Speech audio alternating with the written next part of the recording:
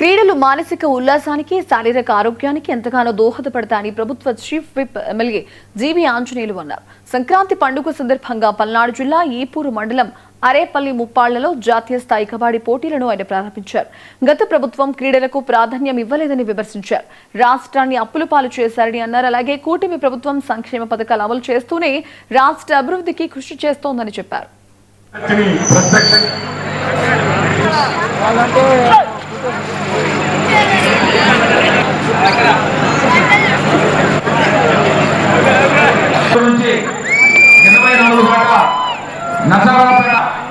అందరూ సహాయ సహకార తెలుగుదేశం పార్టీ అందరితో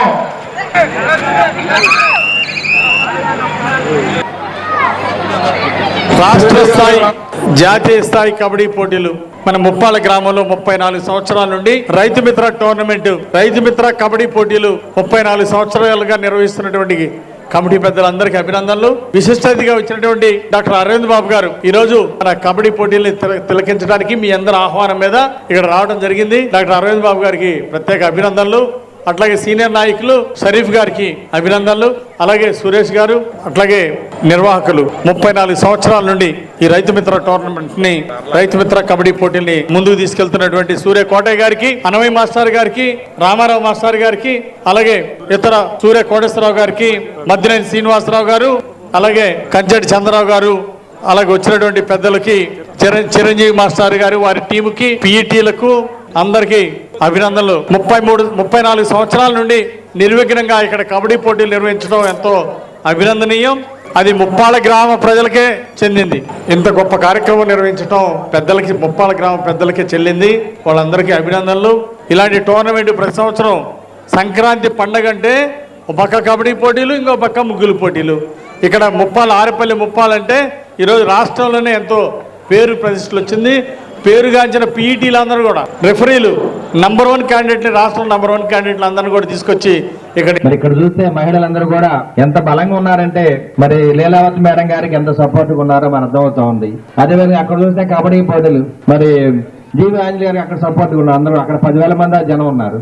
మరి ఇంత కార్యక్రమాన్ని ఇంత ఘనంగా చేస్తారంటే చాలా సంతోషంగా ఉంది. మరి ఇటువంటి కార్యక్రమాలు ఎప్పుడు కూడా నిత్యం చేస్తారు ఉంటారు. కొన్ని సంవత్సరాలుగా దాదాపు 2-3 దశాబ్దాలుగా ఈ కార్యక్రమాలన్నీ కూడా విజయవంతం చేస్తున్నారు. మరి ఇటువంటి కార్యక్రమంలో మీరందరూ కూడా చక్కగా హాజరవటం, మన ప్రియతమ నేత నారా చంద్రబాబు నాయుడు గారు ముఖ్యమంత్రిగా, పవన్ కళ్యాణ్ గారు డిప్యూటీ సీఎం గా, అదేవిధంగా చీఫ్ విప్ గా మన జీవి ఆంజనేయులు గారు వీళ్ళు మంచి పరిపాలన చేస్తూ పల్లె సంక్రాంతి అనే కార్యక్రమాన్ని ఘనంగా నిర్వహించాలి.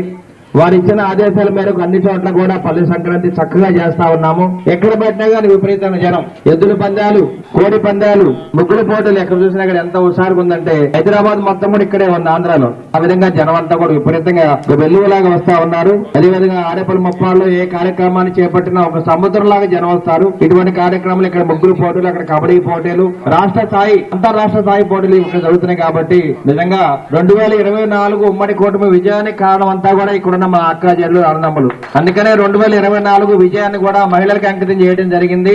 నేను ఎప్పుడు అంటాను, మా జీవి గారిని మా పక్క నుండి ఎప్పుడు కూడా నాకు అండగా ఉండేవారు. నర్సాపేటలో గెలవటువంటి మామూలు విషయం కాదు.